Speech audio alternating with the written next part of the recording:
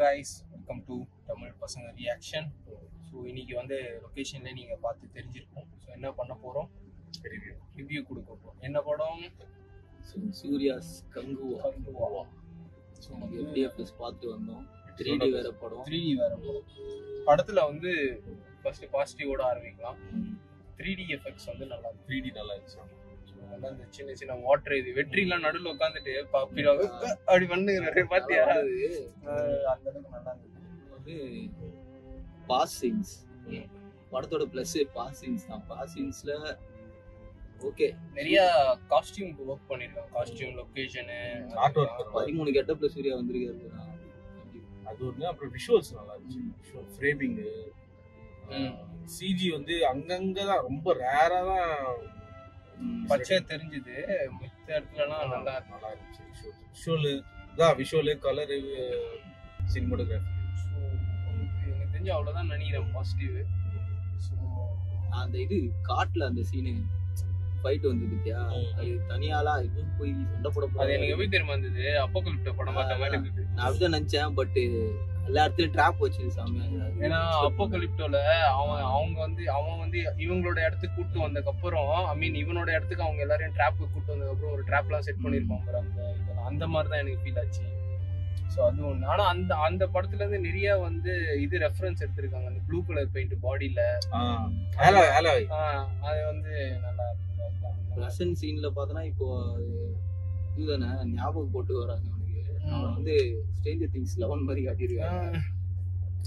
எனக்கு என்னன்னா சினிமா தான் அதுவும் ஆகும்னு நினைக்கிறேன். இவங்க வந்து படத்தெல்லாம் விட்டுட்டு கேம்ல வந்து கண்டென்ட் எடுக்க ஆரம்பிச்சிட்டாங்க. ஆமா, எனக்கு ஏகப்பட்ட அசாசின் கிரீட், வக்காண்டா, இது ஃபார் கிரை பிரைமல், அப்புறம் வந்து அந்த பிளாக் ஃபிளாக் அப்படியே ஃபுல்லா எடுத்துட்டு எல்லாத்தையும். எனக்கு அந்த வேலைகளா போஸ்டர் ஒன்று இருக்காங்க ஷிப்புக்கு முன்னாடி விட்டு 2 ஆக்ஷன் இருப்பாங்க. அது வரைஞ்சது எல்லாமே அப்படிதான் இருந்துச்சு. அதுல இருந்து ரெஃபரன்ஸ் எடுக்க முன்னாடி படத்தை ஃபாரின் போல ஃபிலிம்ஸ்ல இருந்து எடுக்க ஆரம்பிச்சாங்க. கேம்ஸ்ல இருந்து எடுக்க ஆரம்பிச்சிட்டாங்க. ஸோ அது ஒண்ணு. இப்போ எல்லாம் பாசிட்டிவ்ஸ் எல்லாம் முடிஞ்சா எனக்கு முடிஞ்சு. எனக்கும் அவ்வளவுதான். எனக்கு விஷுவல் 3D எஃபெக்ட்ஸ் இருந்துச்சு. இப்போ வந்து நெகட்டிவ் என்னன்னா ஒரே விஷயம் தான், சவுண்ட்.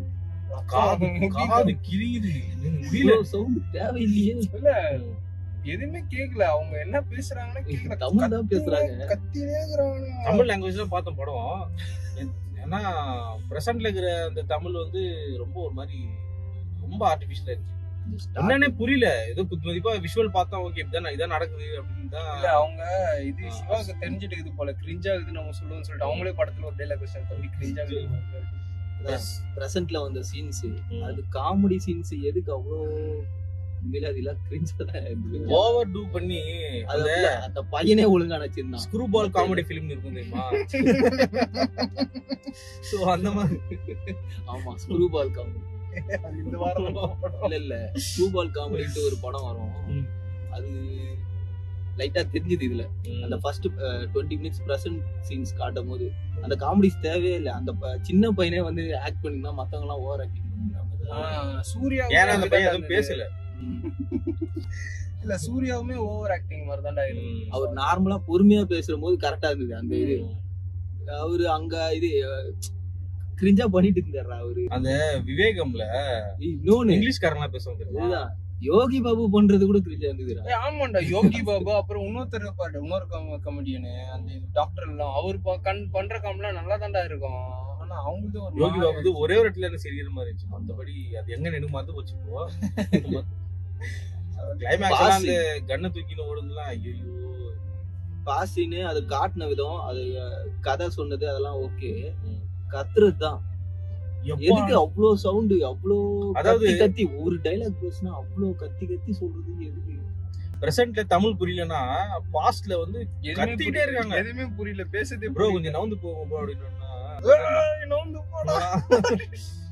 காதுல கிழியுது. ஒண்ணுமே நான் அதான் சொன்னேன்.